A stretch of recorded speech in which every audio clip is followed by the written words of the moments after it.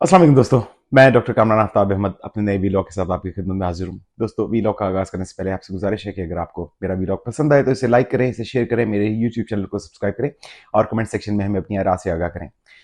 दोस्तों, आज 26 अक्टूबर 2024 का दिन अपनी इख्तिताम की जानिब गामजन है। जस्टिस याहिया आफरीदी ने बतौर चीफ जस्टिस ऑफ पाकिस्तान आज सुबह अपना हल्फ उठा लिया है और फायज ईसा साहब लंदन की एक फ्लाइट में देखे गए हैं। बहरहाल, काजी साहब की जो खिदमात आले शरीफ के लिए पिछले कुछ अरसे में रही हैं, कोई बईद नहीं कि अगले कुछ दिनों, हफ्तों या कुछ महीनों में उन्हें दोबारा किसी हैसियत में वापस बुला लिया जाए। एक खबर यह है कि इलेक्शन कमीशन ऑफ पाकिस्तान के चेयरमैन के तौर पर उन्हें लगाया जा सकता है या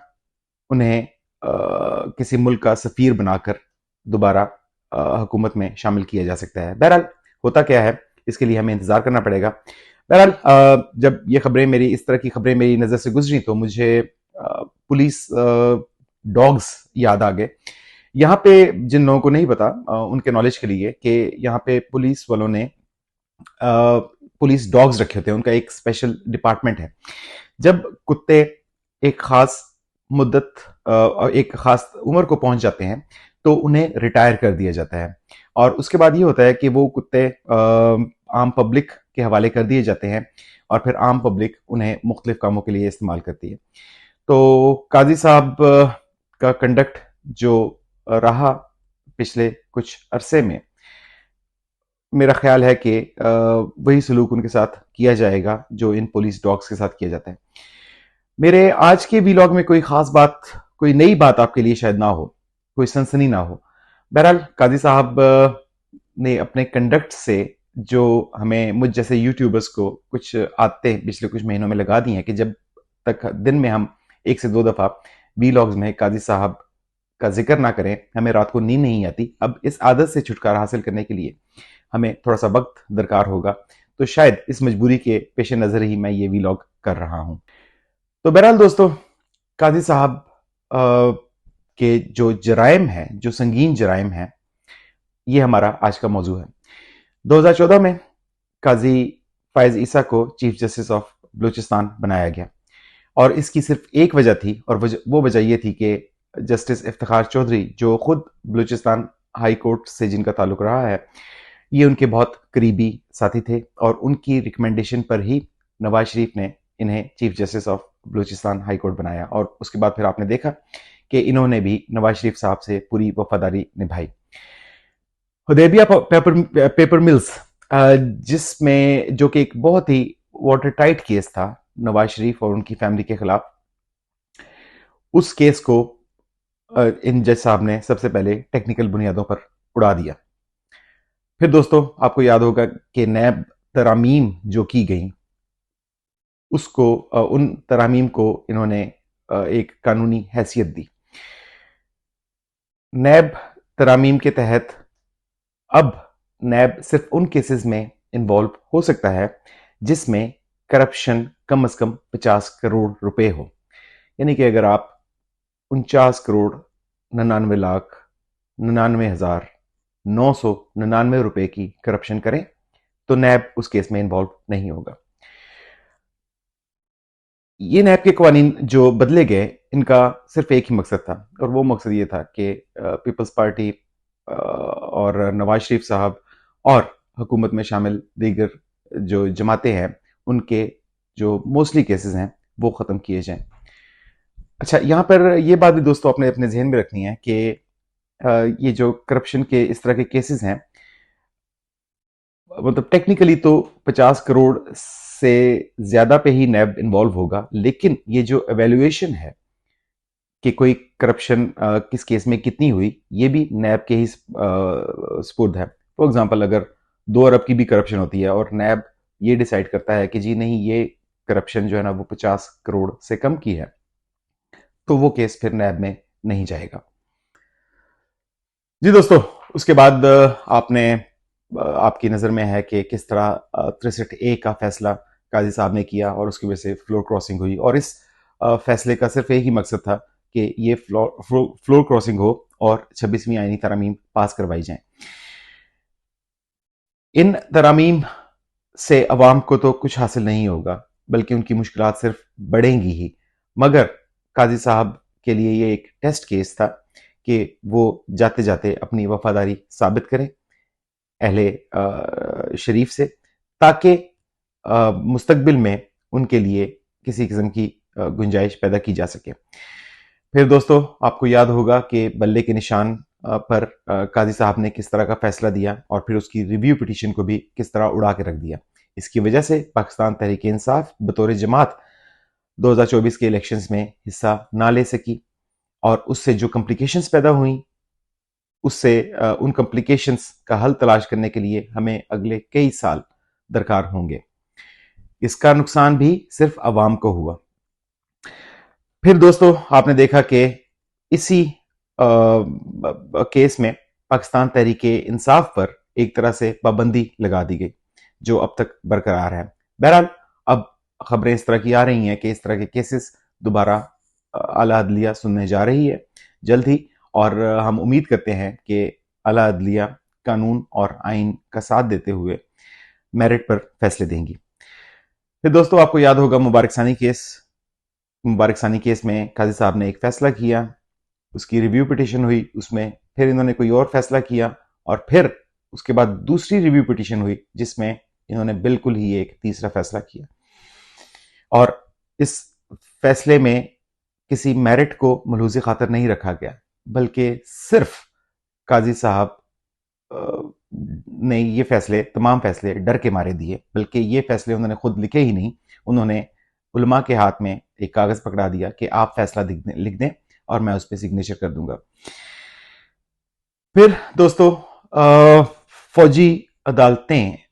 جو ہیں جن میں مختلف کیسز سویلینز کے چل رہے ہیں، قاضی صاحب نے انہیں قانونی سہارا دیا۔ قانون میں یا آئین میں اس وقت کسی قسم کی گنجائش نہیں ہے کہ سویلینز کے کیسز ملٹری کورٹس میں چل سکیں۔ قاضی صاحب نے اس بات پر سٹے دیا، اور اس سٹے کی وجہ سے ملٹری کیسز میں اس وقت ابھی تک جو سویلینز کے کیسز ہیں وہ چل رہے ہیں، اور بہت سارے سویلینز خاص کر جن میں پاکستان تحریک انصاف کے بہت سارے رہنما اور ورکرز شامل ہیں، ان کیسز کا حصہ ہیں، ان پر یہ کیسز ملٹری کورٹ ٹرائل میں چل رہے ہیں، اور یہ صرف قاضی صاحب کی وجہ سے ہی ہوا۔ پھر دوستو آپ نے دیکھا کہ عام انتخابات میں جو جوڈیشل افسران ہوتے ہیں ان کی جگہ بیوروکریٹس کو ریزائڈنگ آفیسرز انہوں نے قاضی صاحب نے لگایا، اور پی ٹی آئی کو بغیر سنے ہی اس پر فیصلہ دے دیا، حالانکہ پی ٹی آئی اس وقت بھی ملک کی سب سے بڑی جماعت ہے۔ پھر ان بیوروکریٹس میں سے اگر کسی نے اپنے ضمیر کے مطابق کوئی بات کی تو انہیں غائب کروا دیا گیا۔ آپ کو جو ڈپٹی کمشنر آف راولپنڈی ہیں چٹھا صاحب، وہ یاد ہوں گے کہ کچھ ماہ پہلے جب انہوں نے قاضی صاحب کے اوپر الزامات لگائے تو بجائے اس کے کہ ان الزامات کی تحقیق کی جاتی، ڈپٹی کمشنر صاحب ہی غائب ہو گئے اور اب تک غائب ہیں۔ پھر پنجاب کے الیکشن ٹریبیونلز میں نیک نام ججز کو قاضی صاحب نے مطلب فیصلہ دیا کہ پنجاب کے الیکشن ٹریبیونلز میں جو ججز ہیں ان کو انہوں نے ختم کیا، اور پھر الیکشن کمیشن اور نون لیگ کی ملی بھگت سے اپنے جج لگوائے۔ اس کی وجہ سے آنے والے کچھ مہینوں میں یا کچھ ہفتوں میں جو کمپلیکیشنز ہوں گی اس کا نتیجہ بھی عام عوام کو ہی بھگتنا پڑے گا۔ پھر مخصوص نشستوں کا کیس آپ کو یاد ہوگا کہ کس طرح سپریم کورٹ کے میجورٹی ججز نے پاکستان تحریک انصاف کے حق میں فیصلہ دیا، لیکن قاضی صاحب نے کمال ڈٹھائی سے بارہا الیکشن کمیشن آف پاکستان کو یہ لکھا کہ وہ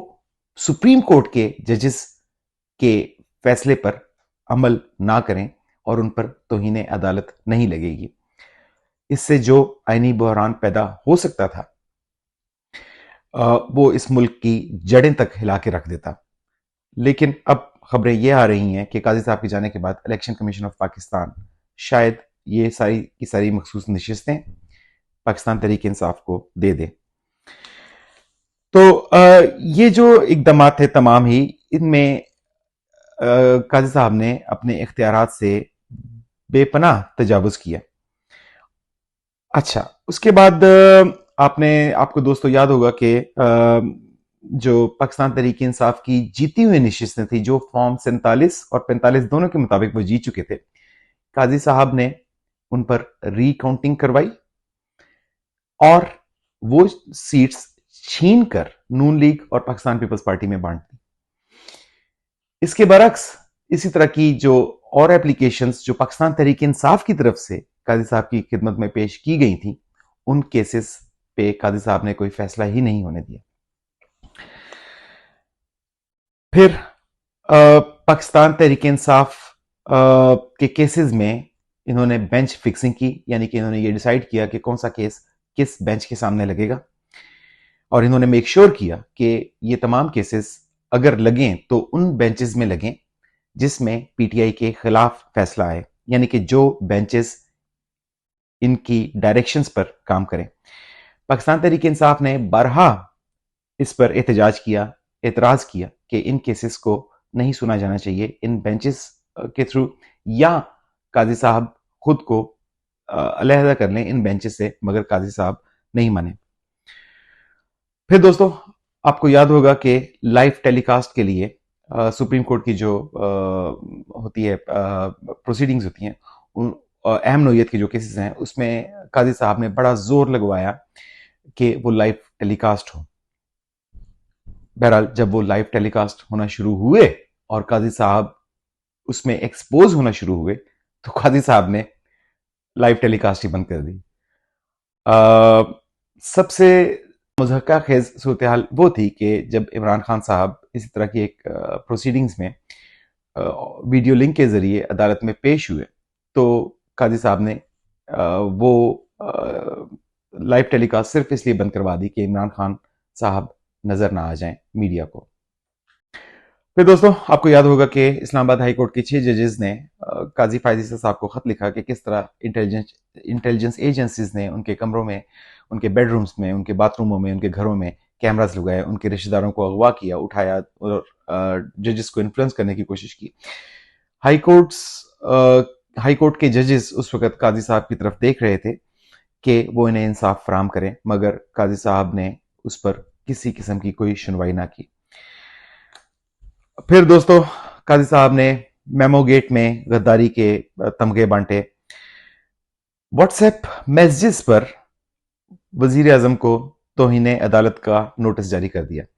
پھر دوستو آپ نے یہ بھی دیکھا کہ 190 ملین پاؤنڈ جو عمران خان صاحب کے خلاف اس وقت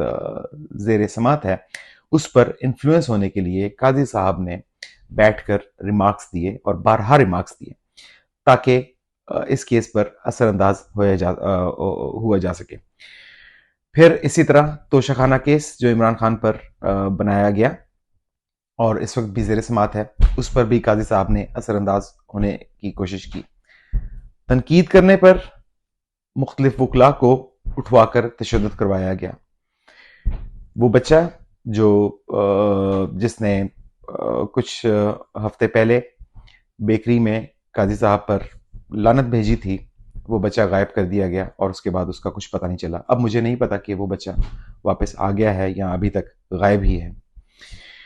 انسانی حقوق کی خلاف ورزیاں ہوتی رہیں، عوام قاضی صاحب کی طرف دیکھتے رہے، مگر قاضی صاحب ٹس سے مس نہ ہوئے۔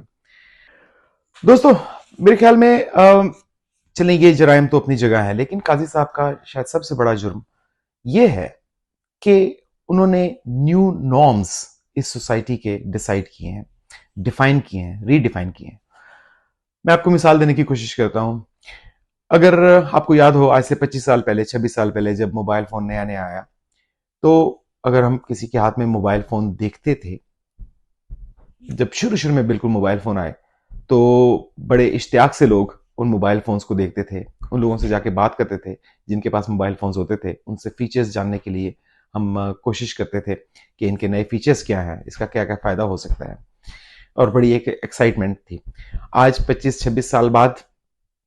ہر کسی کے پاس موبائل فون ہے۔ اب اگر آپ کسی شخص سے اس کا نمبر مانگیں اور وہ شخص کہے کہ اس کے پاس موبائل فون نہیں ہے یا وہ موبائل فون نہیں رکھتا، تو اس کے دو ہی مطلب ہوں گے، یا تو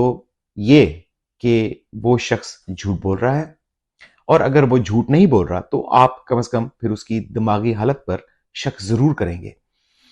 کہ اس دور میں اس نے موبائل فون کیوں نہیں رکھا۔ یہ ایک ایوولوشن نظریہ ارتقا ہے، وقت کے ساتھ ساتھ چیزیں بدلتی ہیں، یہ نیو نارم ہے جو ہم نے ایکسپٹ کر لیا۔ آج سے 2 سال پہلے تک پاکستان انٹیلیجنس ایجنسیز ہمیشہ سے لوگوں کو اٹھاتی رہی ہیں، ان پر پریشر ڈالتی رہی ہیں، لیکن آج سے 2 سال پہلے تک اگر کوئی سیاستدان یہ کلیم کرتا تھا کہ اسے ایجنسیز نے اٹھا لیا تو مختلف لوگ اور مختلف سیاستدان یا عوام ان کی طرف بڑی رشک بھری نگاہ سے دیکھتے تھے کہ یہ اتنے امپورٹنٹ ہو گئے کہ انہیں انٹیلیجنس ایجنسیز نے اٹھا لیا، اور ان سے سوال و جواب کیے جاتے تھے۔ لیکن قاضی صاحب کی جو لیگیسی ہے وہ یہ ہے کہ انہوں نے اس مختصر عرصے میں اس چیز کو ایک نارم بنا دیا۔ پاکستان کا کوئی سیاستدان اگر وہ اپوزیشن میں ہے، یا عام عوام اگر ایون اپوزیشن میں ہے، اور اس وقت اگر وہ یہ کہے کہ اسے انٹیلیجنس ایجنسیز نے نہیں اٹھایا، تو اب صورتحال یہ ہے کہ ہم اس کی طرف شک کی نگاہ سے دیکھتے ہیں۔ ہمیں اب یہ لگتا ہے کہ یا تو یہ شخص جھوٹ بول رہا ہے اور یہ انٹیلیجنس ایجنسیز کے ہاتھوں بکا ہوا ہے، یا ہمیں یہ لگتا ہے کہ یہ ڈر کے مارے شاید اس بات کا اقرار نہیں کر رہا کہ اسے انٹیلیجنس ایجنسیز نے اٹھایا ہے۔ یعنی کہ گیم ہی آپ نے الٹ دی پچھلے 1.5 سے 2 سال میں، اور یہ ایک نیو نارم بن گیا ہے۔ اس سے جو اخلاقی زوال آپ کے معاشرے میں آیا ہے اس کی مثال آپ کو کہیں اور نہیں ملتی۔ انسانی حقوق کی خلاف ورزیاں اب اس لیول پر پہنچ گئی ہیں کہ اگر کہیں پہ آپ کو پاکستان میں، پاکستانی معاشرے میں خاص کر، اور ایون وہ پاکستانی جو اوورسیز رہتے ہیں میری طرح،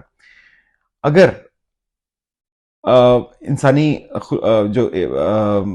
انسانی حقوق کی خلاف ورزیاں اگر ہمارے ساتھ نہیں ہوئیں تو لوگ ہمیں شک کی نگاہ سے دیکھتے ہیں کہ شاید ہم اسٹیبلشمنٹ کے ساتھ جڑے ہوئے ہیں۔ یہ جو سوچ پیدا ہوئی ہے اس کی ذمہ داری ڈائریکٹلی قاضی فائز عیسیٰ پہ عائد ہوتی ہے۔ اس سوچ کو ختم کرنے کے لیے میرے پاس تو کوئی سولوشن اب نہیں ہے کہ آپ ایک بری چیز کو ایک معاشرے کا حصہ آپ نے بنا دیا۔ ان تبدیلیوں سے صرف آپ کا اخلاقی زوال مزید روز بروز بڑھے گا ہی، کم نہیں ہوگا۔ بہرحال قاضی صاحب کو ہم یاد کرتے رہیں گے۔ مجھے اپنے اگلے ویلاگ تک اجازت دیجیے اور اپنا خیال رکھیے۔ السلام علیکم۔